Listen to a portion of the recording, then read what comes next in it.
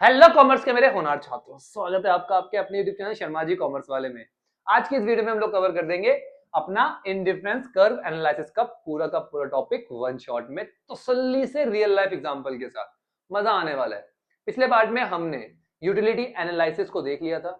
Utility क्या होती है, marginal utility, total utility, consumer equilibrium के वन कमोडिटी और टू कमोडिटी के सब कुछ डिटेल में पढ़ लिया था। अब इस वीडियो में भी हम इसको तसल्ली से कंप्लीट कर देंगे। चलिए बेटा शुरू करते हैं।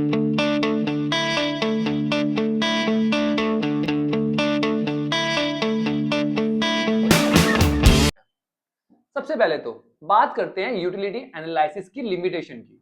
भैया यूटिलिटी एनालिसिस जब हमने पढ़ा था वहां पे हमने पढ़ा था कि एक कमी है उसकी, और वो कमी क्या है कि वहां पर हम अज्यूम करके चलते हैं कि हम यूटिलिटी को मीजर कर सकते हैं किसमें, कार्डिनल नंबर्स में। कार्डिनल नंबर मतलब 1 2 3 4 कि भाई यूटिलिटी को हम इस तरीके से मीजर कर सकते हैं नंबर्स में। कैसे कर सकते हैं भाई, हर एक की प्रेफरेंस अलग है, हर एक का टेस्ट अलग है, तो आप किस तरीके से, कोई कॉमन यूनिट तो आपके पास है ही ना मेजरमेंट करने के लिए, तो कैसे मेजर कर लोगे। तो ये सबसे बड़ी कमी थी उसकी। ठीक है, इस कमी को दूर किया हमारे किसने, आईसी एनालिसिस ने, इंडिफरेंस कर्व एनालिसिस ने।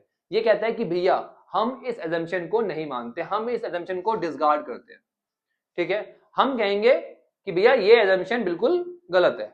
हम अज्यूम करके चलते हैं कि भैया हम इस तरीके से तो नंबर्स में यूटिलिटी को कैलकुलेट नहीं कर सकते, बट हम उनको रैंक तो कर सकते हैं ना, हाई और लो में। आपने कोई कॉमोडिटी कंज्यूम करी, दो कॉमोडिटी आपने कंज्यूम करी, ठीक है, एक से आपको ज्यादा सेटिस्फेक्शन मिली, एक से कम मिलेगी, तो आप उसको रैंक तो प्रोवाइड कर सकते हो कि भैया मैंने एप्पल खाया और ऑरेंज खाया, एप्पल से मुझे ज्यादा सेटिस्फेक्शन मिली, ऑरेंज से मुझे कम मिली। ये तो हम कर सकते हैं, ये तो पॉसिबल है। ठीक है, तो जो उसकी कमी थी वो इन्होंने क्या कर दी, दूर कर दी। इन्होंने सारा मेजरमेंट ऑर्डिनल नंबर्स में किया, मतलब हाई लो और मोर और लेस इस तरीके से एक्सप्रेस किया। क्लियर हो गया, बहुत बढ़िया, शाबाश। अब बात करते हैं इंडिफरेंस सेट की। ये है क्या, सिंपल समझ लो। पहले एक कंज्यूमर है, ठीक है, आपने उसको सबसे पहले क्या करा, एक एप्पल और 10 ऑरेंज दिए। ठीक है, उसने कंज्यूम करा, बहुत बढ़िया, उसे मजा आ गया। अब अगले दिन आपने उसको 2 एप्पल और 7 ऑरेंज दिए। एप्पल एक बढ़ा दिया, ऑरेंज 3 कम कर दिए। आपने पूछा भैया सेटिस्फेक्शन कितनी मिली, वो कहता है भैया जितनी कल मिली थी उतनी आज मिली है। मतलब मुझे कोई फर्क नहीं पड़ा कि मैं एक एप्पल और 10 ऑरेंज खाऊं या फिर 2 एप्पल और 3 ऑरेंज खाऊं, मुझे दोनों में सेटिस्फेक्शन बराबर ही मिली है। आ रही बात समझ में। तो अलग अलग कॉम्बिनेशंस में कंज्यूमर को अगर सेम लेवल ऑफ सेटिस्फेक्शन मिल रही है तो वो होता है इंडिफरेंस सेट। भैया कंज्यूमर को फर्क ही नहीं पड़ रहा, कंज्यूमर इंडिफरेंट है कि भैया उसे एक एप्पल प्लस 10 ऑरेंज दूं या फिर 3 एप्पल और 5 ऑरेंज दूं, तो दोनों ही कॉम्बिनेशन में कंज्यूमर इंडिफरेंट है। यहाँ पे A B C D 4 combination हमने ले रखा है, चारों कॉम्बिनेशन में कंज्यूमर को कोई फर्क नहीं पड़ रहा क्योंकि उसको सेम लेवल ऑफ सेटिस्फेक्शन मिल रही है। अब आ जाओ फटाफट अपने डेफिनेशन पे। Indifference set is a set of those combination of two goods, combination of two goods, दो गुड्स की कॉम्बिनेशन है, विच ऑफर, जो उसको दे रही है, किसको, कंज्यूमर को, same level of satisfaction. Same level of satisfaction मिल रही है हर कॉम्बिनेशन पे, तो इन कॉम्बिनेशन के सेट को ही बोलता है इंडिफरेंस सेट। इजी, बहुत बढ़िया। अब जब उस टेबल को, इंडिफरेंस सेट को आप ग्राफिकली रिप्रेजेंट कर दोगे तो वो बन जाएगा इंडिफरेंस कर्व। सिंपल, बिल्कुल सिंपल है। तो क्या शो करता है भाई, इंडिफरेंस कर्व क्या शो करता है, different combination of two commodities जो उसे ऑफर करती है सेम लेवल ऑफ सेटिस्फेक्शन। ठीक है, इसी को हमने ग्राफ पे दिखा दिया, क्या बन गया हमारा इंडिफरेंस कर्व। तो what is indifference curve, it is a curve that shows different combination of two goods that provide same level of satisfaction to the consumer. Easy. अब कुछ assumptions है जो हम मान के चलते हैं जब भी हम आईसी का एनालिसिस करते हैं। पहला, जो मनी इनकम है कंज्यूमर की वो कांस्टेंट है, ये जो पैसा है, जो इनकम है कंज्यूमर की वो हमेशा सेम रहेगी। ठीक है, दूसरा, कंज्यूमर जो है अपनी इनकम को स्पेंड करता है, ठीक है, अलग अलग गुड्स पे, वो सब्स्टिट्यूट कर सकता है। मतलब अपनी इनकम को ऐसा नहीं कि उसको एप्पल ही खाने हैं, नहीं, एप्पल और ऑरेंज में वो सब्स्टिट्यूट कर सकता है। कभी एप्पल लिया कभी ऑरेंज लिया। अगर वो सब्स्टिट्यूट ही नहीं करेगा, केवल उसकी एक ही प्रेफरेंस होगी, केवल एप्पल एप्पल प्रेफरेंस है उसकी, तो वहां पे अप्लाई नहीं होगा। तो इसलिए मान के चलते हैं कि जो कंज्यूमर है वो अपनी इनकम को दो अलग गुड्स पे स्पेंड करता है सब्स्टिट्यूट करके, ठीक है। अगला, कंज्यूमर की जो प्रेफरेंस है वो क्या है, वेल डिफाइंड है। कंज्यूमर को पता है कि भैया मुझे ज्यादा क्या पसंद है। अब कंज्यूमर को पता ही नहीं है कि भैया किसमें उसको ज्यादा सेटिस्फेक्शन मिल रही है, तो कैसे आप स्टडी करोगे।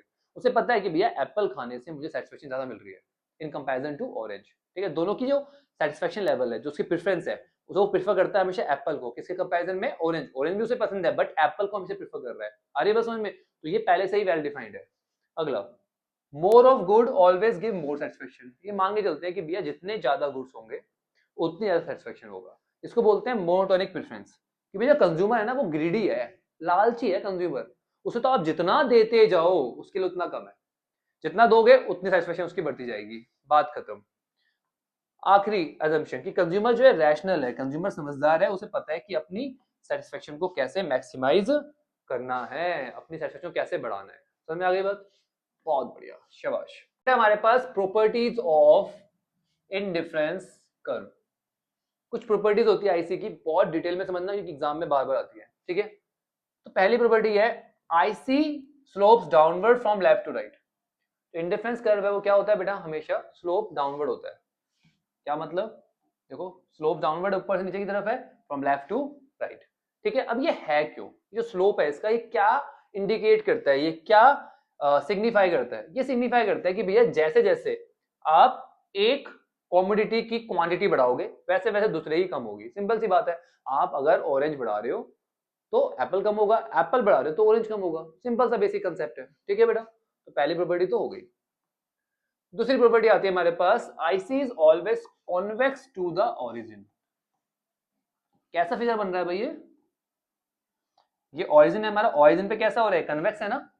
अरे बस समझ में, यही हमारी दूसरी प्रॉपर्टी है, ठीक है। इसका मतलब क्या है कि जो आईसी का जो स्लोप है ना बेटा, वो टेंड्स टू डेक्लाइन। तो स्लोप है ना आईसी को क्या कर रहा है, धीरे धीरे कम हो रहा है as we move from left to right. जैसे हम लेफ्ट से राइट में जा रहे हैं तो हमारा आईसी का जो स्लोप है वो क्या हो रहा है, डेक्लाइन कर रहा है, कम हो रहा है, ठीक है बेटा। और इस स्लोप ऑफ आईसी को बोलते हैं diminishing marginal rate of substitution. क्या रीजन है भैया, कन्वेक्स होने का रीजन क्या है, diminishing marginal rate of substitution, ठीक है बेटा। ये इंडिकेट करता है वो रेट जिससे कंज्यूमर जो है विलिंग है सब्स्टिट्यूट करने के लिए एक गुड्स को दूसरे के लिए, ठीक है बेटा। मार्जिनल रेट ऑफ ट्रांसफॉर्मेशन या मार्जिनल रेट ऑफ सब्स्टिट्यूशन बोलते हैं इसको हम। तो कोई आपसे पूछते हैं कि आईसी जो है वो कन्वेक्स टू द ओरिजिन क्यों है, आपको लिखना है क्या, डिमिनाइजिंग मार्जिनल रेट ऑफ सब्स्टिट्यूशन या मार्जिनल रेट ऑफ ट्रांसफॉर्मेशन। आई बात समझ में, क्या मतलब है भैया, सिंपल सी बात है। अब जैसे जैसे आप एक कॉमोडिटी छोड़ के दूसरी कॉमोडिटी को गेन कर रहे हो, ठीक है, तो आप उस रेट से नहीं कर रहे जितना पहले कर रहे थे, ठीक है ना। आप विलिंग नहीं हो उसे सब्स्टिट्यूट करने की जितना आप पहले कर रहे थे, और वो हमेशा कम होता चला जाता है, जिसकी वजह से हमारा ये जो कर्व है, जो स्लोप है, वो कैसा है हमारे पास, डेक्लाइन है, कन्वेक्स टू द ओरिजिन है। समझ में आ गई बात, बहुत बढ़िया। ध्यान रखना, मार्जिनल रेट ऑफ सब्स्टिट्यूशन वो भी कैसा, डिमिनिशिंग। बहुत बढ़िया, शाबाश। A higher IC indicate a higher level of satisfaction। अगली हमारी प्रॉपर्टी कि भैया हायर आईसी जो है वो हायर सेटिस्फेक्शन देगी, किसके कंपैरिजन में, लोअर आईसी के कंपैरिजन में। समझो इस बात को। मैंने क्या करा, यहाँ पर 3 आईसी क्रिएट कर ली, IC1, IC2, IC3, ठीक है बेटा। तो ज्यादा सेटिस्फेक्शन किससे मिलेगी हमें, हमें मिलेगी किससे, IC3 से, सबसे मैक्सिमम सेटिस्फेक्शन। क्यों, क्योंकि यहाँ पर आप दोनों ही कॉमोडिटी के जो यूनिट्स है वो ज्यादा कंज्यूम कर पाओगे। और मैंने आपको बताया था कंज्यूमर इज ग्रीडी, वो हमेशा ज्यादा ही कंज्यूम करना चाहता है, जितना ज्यादा कॉमोडिटी होगी उतनी ज्यादा सेटिस्फेक्शन मिलेगी, सिंपल सी बात है। तो इसलिए हायर आईसी हमेशा हायर सेटिस्फेक्शन प्रोवाइड करेगी। आगे बात समझ में, इसका रीजन क्या है, मोनोटोनिक प्रेफरेंस, कंज्यूमर जो है वो हमेशा मोर गुड्स को ही प्रिफर करता है। आगे बात समझ में। अगली property, IC does not touch the axis. जो आईसी है वो कभी भी एक्सिस को टच नहीं करती। एक्सिस मतलब क्या है, एक्स एक्सिस और वाई एक्सिस, मतलब ये इसको कभी टच नहीं करेगी, ना एक्स को ना वाई को, कभी भी टच नहीं करेगी। क्यों नहीं करेगी भी, क्योंकि हम यहाँ पे दो गुड्स के कॉम्बिनेशन पढ़ रहे हैं, तो दोनों गुड्स होने चाहिए ना। अगर आईसी यहाँ पे टच कर गया, इसका मतलब क्या है, एक गुड तो क्या हो गया, जीरो हो गया, और दूसरे की कुछ ना कुछ कॉमोडिटी होगी। बट हम यहाँ पे क्या करते हैं, कॉम्बिनेशन ऑफ टू गुड्स, तो दोनों का ही कुछ ना कुछ अमाउंट होना चाहिए, क्वांटिटी होनी चाहिए, ठीक है। It's not possible because of assumption that the consumer consider different combination of two commodity, और उसे दोनों कॉमोडिटी चाहिए, अरे बस समझ में, जिससे वो सब्स्टिट्यूट कर सके। क्लियर? चलिए अगला, अगली प्रॉपर्टी हमारी, indifference curve never intersect each other. Indifference curve जो है ना, वो कभी भी दूसरे को काटेगी नहीं, इंटरसेक्ट नहीं करेगी। आई बात समझ में? इसको समझने के लिए आप क्या समझो, ये हमारी IC 1 है, ठीक है बेटा, और ये IC 2 है। हम इसको ना कॉन्ट्राडिक्ट करके समझा रहा हूं मैं आपको। कॉन्ट्राडिक्ट मतलब जो हमारा प्रॉपर्टी है उसका अपोजिट करके समझा रहा हूं, समझो इस चीज को। ये जो IC 1 है, इस पे दो पॉइंट है, A और B। आपको पता है IC पे हर पॉइंट पे जो सेटिस्फेक्शन मिलती है वो बराबर मिलती है, तो जो A पे सेटिस्फेक्शन मिल रही है वो B के बराबर मिल रही है, हाँ या नहीं? A और B की सेटिस्फेक्शन क्या मिल रही है, सेम मिल रही है। चलिए अब IC 2 की बात करते हैं, तो वहां पर देखो A पॉइंट है और C पॉइंट है, तो A जो है वो किसके बराबर है, C के बराबर है। क्लियर हुआ? चलो इसको इक्वेशन फर्स्ट ले लिया, इसको इक्वेशन सेकंड ले लिया, ठीक है बेटा। अब फ्रॉम फर्स्ट एंड सेकंड समझो इस बात को, अगर A B के बराबर है और A C के बराबर है, तो A जो है, सॉरी जो B है वो भी किसके बराबर होना चाहिए, C के बराबर होना चाहिए। सिंपल सी बात है, तो B किसके बराबर होना चाहिए, C के। क्या B और C सेम है भाई? B ये रहा और C तो ऊपर है, अलग है दोनों पॉइंट बिल्कुल, दोनों की कॉम्बिनेटी, दोनों कॉम्बिनेशन पे अलग अलग कॉम्बिनेटी कंज्यूम कर रहे हैं, तो ये इक्वल नहीं है। तो यहां से हम प्रूव करते हैं कि भैया ये कभी भी एक दूसरे को इंटरसेक्ट नहीं करेगी, क्योंकि अगर इंटरसेक्ट करती होती तो B और C बराबर होते, पर बराबर नहीं है, इसका मतलब क्या है, ये कभी इंटरसेक्ट नहीं करेगी। बहुत बढ़िया।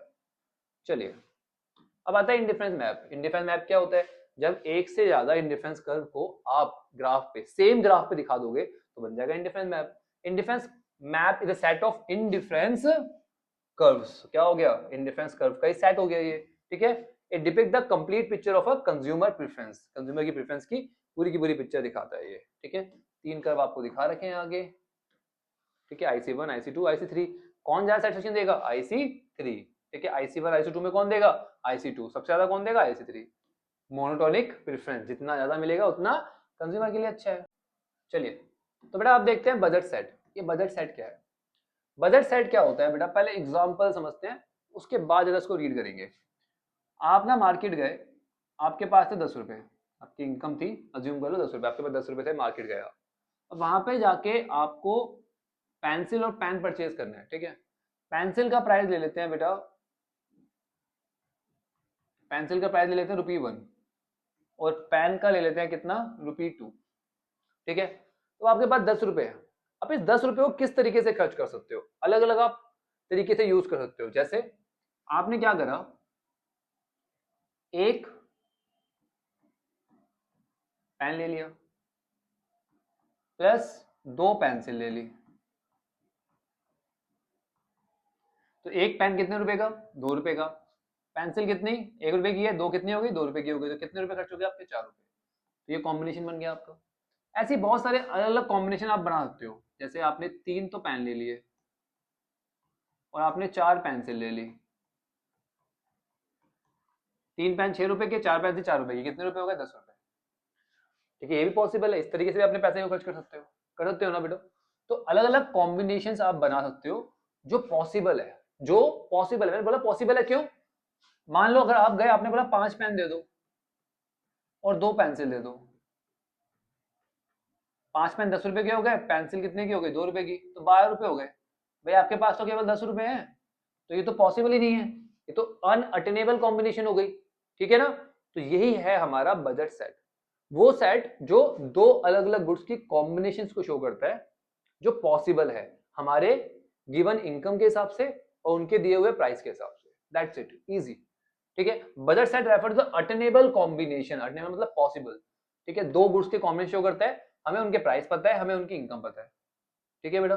आ रही बस समझ में। तो बजट सेट की जो इक्वेशन है वो कैसे बनती है बेटा, price of 1 quantity of 1 plus price of 2 quantity of 2। ये जो है वो हमेशा इनकम से कम हो या इनकम के बराबर हो, इनकम से कम हो या इनकम के बराबर हो, ठीक है। ये हमारी इक्वेशन होती है। क्लियर हो गया बेटा? बहुत बढ़िया, शाबाश। अब बात करते हैं बेटा बजट लाइन की। बजट लाइन क्या होती है? ये एक ऐसी लाइन है जो शो करती है different combination of two goods which a consumer can attain when he spends his entire income। बेटा entire income, भैया यहाँ पे वो 10 रुपए लेके गया है ना, तो 10 के 10 रुपए खर्च करके आएगा। उन कॉम्बिनेशंस का जो ग्रुप बनेगा, ठीक है, उसको जब आप ग्राफ पे इंडिकेट करोगे उसे बोलेंगे बजट लाइन। समझो इस चीज को। भैया उसने क्या करा, 2 पेन लिए, ठीक है, और 6 पेंसिल ली। 2 पेन और 6 पेंसिल। 2 पेन, 1 पेन कितने का है? 2 रुपए का। 6 पेंसिल, 1 पेंसिल कितनी है? 1 रुपए की। तो 4 और 6 कितने? 10 रुपए। पूरे पैसे खर्च हो गए। एक कॉम्बिनेशन ये हो गया। ऐसे ही उसने क्या करा, 3 पेन लिए, ठीक है, और 4 पेंसिल ली, फिर 10 रुपए खर्च हुए। पूरी इनकम खर्च कर रहा है वो, ध्यान रखना। सी में उसने क्या करा, 5 पेन खरीद लिए और पेंसिल एक भी नहीं खरीदी, ठीक है, तो भी 10 रुपए खर्च हुए। तो इस तरह से जो कॉम्बिनेशन बनेंगे जहां पर वो पूरी की पूरी इनकम खर्च कर रहा है अलग अलग गुड्स पे, तो वो बनाएंगे क्या, बजट लाइन। समझ में आ गया बेटा? बहुत बढ़िया। इसको आप प्राइस लाइन भी बोलते हो, क्योंकि ये शो करता है rate at which market price allow the consumer to substitute goods X for goods Y. जिस रेट पे आप एक्स की जगह वाई को ले सकते हो, इसलिए इसको प्राइस लाइन भी बोलते हैं। एग्जाम में क्वेश्चन पूछता है कि भैया इसको प्राइस लाइन क्यों कहा जाता है, ठीक है बेटा? अच्छा, जो इसका स्लोप होगा, कैसे बनेगा बेटा बजट लाइन? कैसे बनेगी? इस तरह से बनेगी। ये ए कॉमोडिटी, ये बी कॉमोडिटी, 2 कॉमोडिटी मान लिया आपने, इस तरह से बजट लाइन बनेगी, ठीक है? जिसका स्लोप होगा वो क्या शो करेगा हमेशा? Price of X upon price of Y. Price of X upon price of Y, ध्यान रखना इस बात को, ठीक है? The slope of budget line is equal to price of X and price of Y.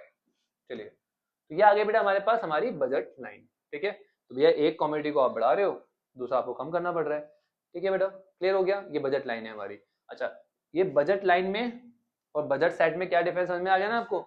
Budget line में पूरी की पूरी इनकम जो है वो स्पेंड हो जाती है, मतलब ये P1 X1 P2 X2 किसके बराबर है? Y के बराबर। और बजट सेट में क्या होता है? ये लेस देन और इक्वल टू हो जाता है। बस यही डिफरेंस दोनों में, ठीक है? तो बजट सेट के अंदर ये सारा तो आएगा ही आएगा, इसके अंदर के जितने भी पॉइंट्स है वो सारे भी आएंगे, ठीक है जी? चलिए, अब budget line and attainable and non attainable combination. तो अटेनेबल क्या है? जो हमारी इनकम के अंदर है, जिसमें हम वो कॉमोडिटी जो हम खरीद सकते हैं अपनी इनकम से। और नॉन अटेनेबल जो पॉसिबल ही नहीं, जो खरीदना पॉसिबल नहीं, जो मैंने आपको 12 वाला एग्जांपल दिया था, ठीक है, कि भाई आपके पास इनकम 10 रुपए है, आप 12 तो खरीद नहीं सकते, ठीक है बेटा? तो ये जो के पॉइंट है जो अंदर है ये अटेनेबल है और ये अनअटेनेबल है। और प्राइस लाइन के ऊपर जितने भी पॉइंट है वो सारे भी क्या होंगे? अटेनेबल, मतलब पॉसिबल, ठीक है, क्योंकि हम उन्हें अपनी गिवन इनकम से परचेज कर सकते हैं। अच्छा, बजट सेट में चेंजेस किस तरह से आते हैं? एक होता है बेटा शिफ्ट होना बजट लाइन में, दूसरा आता है रोटेशन होना। एक शिफ्ट और दूसरा रोटेशन। ये शिफ्ट कब होता है बेटा? जब आपके रिसोर्सेज जो है बढ़ जाते हैं, मतलब आपकी इनकम जो है बढ़ गई। सिंपल सी बात है, पहले 2 गुड्स से आपके पास ए और बी, या ऑरेंज और एप्पल ले लो, एप्पल और ऑरेंज ले लो, ठीक है, एप्पल और ऑरेंज। तो पहले आपके पास जो इनकम थी उससे अलग कॉम्बिनेशन बन रहे थे आपके ये वाले, ठीक है? अब जब इनकम बढ़ गई तो क्या होगा? सिंपल सी बात है, फॉरवर्ड शिफ्ट हो जाएगा। अगर इनकम कम हो गई तो क्या हो जाएगा बेटा? बैकवर्ड शिफ्ट हो जाएगा, ठीक है बेटा? Budget line shift forward where income of the consumer increase, ठीक है ना? और प्राइस को हमने कांस्टेंट ही माना है, ठीक है? और बैकवर्ड कब आएगा? जब प्राइस जो है वो इनकम जो है वो कम हो जाएगी, क्योंकि प्राइस तो कांस्टेंट है, ठीक है बेटा? इनकम के बढ़ने से फॉरवर्ड शिफ्ट, इनकम के कम होने से बैकवर्ड शिफ्ट। क्लियर? बहुत बढ़िया। चलिए, अब आता है हमारे पास रोटेशन। बेटा रोटेशन होता किसकी वजह से? ध्यान दो, रोटेशन होता है बेटा प्राइस ऑफ गुड्स की वजह से, ठीक है बेटा? When there is change the price of goods, ठीक है, इनकम कांस्टेंट है, बस प्राइस में चेंज आ रहा है। सिंपल सी बात है, समझो इस चीज को। अगर प्राइस में चेंज आ गया, अगर जो प्राइस है वो एक्स का बढ़ गया, तो क्या होगा? ये रोटेट होगा कहां पर? बैकवर्ड, क्योंकि अब आप एक्स की कम कॉमोडिटी परचेज कर पाओगे। सिंपल सी बात है, अगर पेन 2 रुपए से 3 रुपए हो गया तो आप पेन कम खरीद पाओगे, ठीक है? तो ये रोटेट होगा बैकवर्ड। और अगर प्राइस कम हो गया तो क्या हो जाएगा? Rotate forward. इजी। सिमिलरली आपका बी का भी हो जाएगा। ठीक है भाई, पहले आपका ये था, अगर गुड वाई, एक्स और वाई दो गुड्स है, अगर वाई का प्राइस कम हो गया तो उसकी क्वांटिटी बढ़ जाएगी, तो फॉरवर्ड रोटेट हो जाएगा, अगर प्राइस बढ़ गया तो बैकवर्ड रोटेट होगा। आगे बात समझ में? बहुत बढ़िया, शाबाश। अब आता है बेटा हमारे पास consumer equilibrium, most important topic. समझो, कंज्यूमर इक्विलिब्रियम में कब होता है बेटा? आपको पता है, जब वो अपनी वांट को मैक्सिमम सेटिस्फाई करता है, जब वो तसल्ली हो जाती है, उसे मजा आ जाता है, ठीक है, उसका पैसा वसूल हो जाता है, उस पॉइंट पे कंज्यूमर जो इक्विलिब्रियम में होता है। ठीक है, तो consumer equilibrium refer to situation when the consumer maximise his satisfaction, जब वो अपनी सेटिस्फैक्शन को मैक्सिमाइज कर लेता है, ठीक है, अपनी इनकम को अलग अलग गुड्स एंड सर्विसेज पे खर्च करके। ठीक है, इजी। चलो, जब हम बात करते हैं आईसी एनालिसिस की टर्म में, तो कंज्यूमर इक्विलिब्रियम में कब होगा? जब दो कंडीशन सेटिस्फाई होगी। ठीक है बेटा, पहली कंडीशन, आईसी और बजट लाइन जो है ना हमारी, वो टेंजेंट होगी टू ईच अदर, मतलब जब स्लोप ऑफ आईसी बराबर होगा स्लोप ऑफ बजट लाइन के, या फिर ratio of price of the goods की प्राइस रेशियो के बराबर होगा। मतलब पहली कंडीशन के हिसाब से जब marginal rate of substitution of X Y बराबर होगा किसके? P X upon P Y के। ठीक है, तो उस पॉइंट पे क्या होगा? कंज्यूमर इक्विलिब्रियम में होगा। पहली कंडीशन है, ठीक है, कि भैया दोनों टेंजेंट होंगे, आपकी बजट लाइन और आपका जो आईसी है दोनों टेंजेंट है, इस पॉइंट पे काट रहे हैं ना, टेंजेंट है ना, देखिए उस पॉइंट पे कंज्यूमर इक्विलिब्रियम में होगा। बट एक कंडीशन ही, दूसरी कंडीशन भी है, आईसी जो है वो क्या होगा? Convex to the origin. ठीक है, कैसा होगा भैया? ओरिजिन पे कन्वेक्स होगा, ओरिजिन के हिसाब से हमेशा कन्वेक्स होगा। ठीक है, तो दोनों कंडीशन जब सेटिस्फाई होगी उस पॉइंट पे कंज्यूमर इक्विलिब्रियम में हो जाएगा। मैं सिंपल वर्ड में समझाऊं आपको, अलग अलग कॉम्बिनेशन बन रहे थे आईसी पे, इस आईसी पे अलग अलग कॉम्बिनेशन बन रहे हैं, ठीक है, बट क्या सारे कॉम्बिनेशन उसके बजट में है? नहीं ना, सारे कॉम्बिनेशन उसके बजट में नहीं, उसका बजट भी तो देखना है भैया उसे, जिस टाइम पे उसको सेटिस्फेक्शन भी ज्यादा मिले और उसके बजट में भी हो, उस पॉइंट पे कंज्यूमर इक्विलिब्रियम में होगा, सिंपल वर्ड में।